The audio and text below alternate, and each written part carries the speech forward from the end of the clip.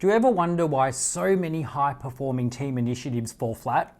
In this video, we'll uncover the flaws behind the hype and have a look at what it really takes to build teams up that thrive. Skip the quick fixes, learn how to create lasting success with your team.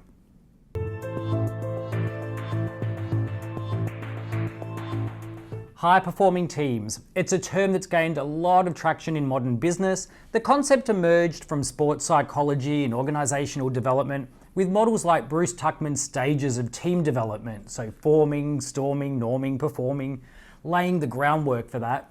Now, since then, businesses have embraced the idea, aiming for better results, efficiency, and innovation. But here's the problem. Many companies treat the creation of high-performing teams as a checklist rather than a strategic, ongoing effort. They think if we just follow these steps, map out the job descriptions, make a vision statement, run a feedback workshop, and get everyone's personality profiles, then we'll have a high-performing team. The result? Surface-level changes that, they look good on paper, but they don't actually transform how teams operate. So let's break down why this approach falls short. Now, the problem with the checklist approach is many organizations fall into this trap of using that checklist to create high-performing teams. They focus on the visible actions, so workshops, team building exercises, and personality tests, but they often fail to address the deeper cultural and structural elements that actually enable high performance. So these efforts become meaningless rituals if they're not built on a really strong foundation of trust and alignment and support. Think of it this way. It's like wanting to be an Olympic athlete by simply just doing 4 or 5 workshops that introduce the behaviors that an Olympic athlete does. So let's have a healthy eating workshop. Let's go for a walk as a team because Olympians exercise. Let's create a vision statement since Olympians often use visualization techniques. Healthy eating, check. Exercise, check. Vision, check. So we should now be Olympians, right? Of course not. There's a lot more beneath the surface. So there's drive, motivation, respect, safety, trust, support, time, consistency, skill development, resilience, fitness. I mean, the list just goes on. So becoming an Olympic athlete is about much more than just copying a few behaviors. It requires dedication to a really deep and complex foundation. But in corporate teams, we see that same flawed thinking. So let's do a feedback session, review personality profiles, and create a single vision statement, and map out our key roles and responsibilities. Check, you should now be a high-performing team. And it just doesn't work like that. Another misconception is the idea that copying behaviors of high-performing teams will somehow create high performance. So I'll give you an example. You might notice that high-performing teams have a strong feedback culture. They regularly give each other constructive or positive feedback. So the thinking goes, if we just train our team to give more feedback, then they'll become high-performing too. But here's the catch. High-performing teams give feedback because they already have the foundational elements.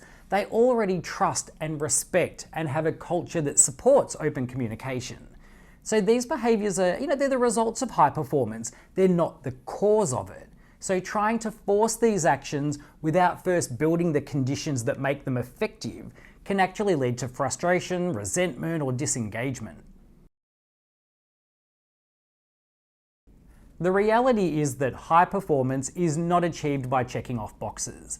It's about laying down the right foundations. So before focusing on the visible behaviors in high-performing teams, you need to establish the conditions that support those behaviors. So here's what that involves. First, we need clear expectations and accountability.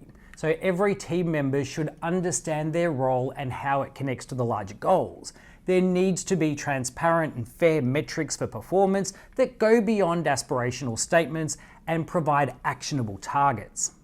Secondly, we need skills and structured training. Competency in a role isn't just about past experience. It's about having the right skills, the training, and the ongoing development to thrive in a specific environment. This includes a range of skills, training, onboarding, and induction. Now third, we need effective systems and processes. High-performing teams cannot operate effectively if inefficient processes or outdated systems weigh them down. There need to be tools and resources that support collaboration and enable the team to work together seamlessly. And fourth, we need a supportive culture driven by leadership. It's not enough to tell people to act like a high-performing team. Leaders have to model the behaviours that they want to see and actively cultivate trust and psychological safety. This isn't about grand gestures, it's about creating an environment where the team members feel empowered to contribute, to take risks, and to learn from their mistakes.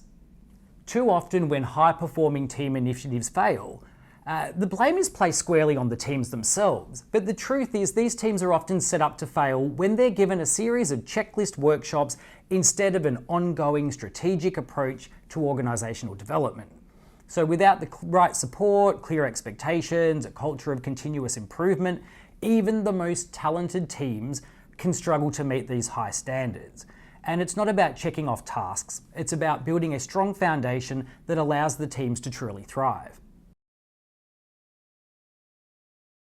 For high-performing team initiatives to succeed, organisations need to move away from this checklist mentality and embrace the idea that high performance is a strategic change plan.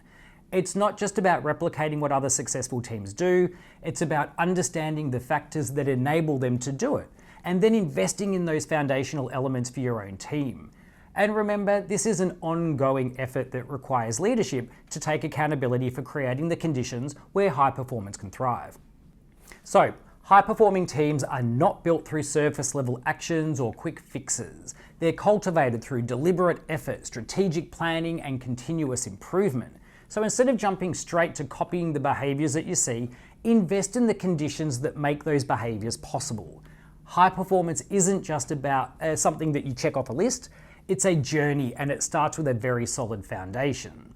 So before you commission that next workshop or draft a new vision statement, ask yourself, are we focusing on the right foundations or are we just layering more actions on top of a shaky base? So make sure your approach isn't just a set of tasks, but a strategic effort to create the environment where high performance can genuinely emerge and sustain itself.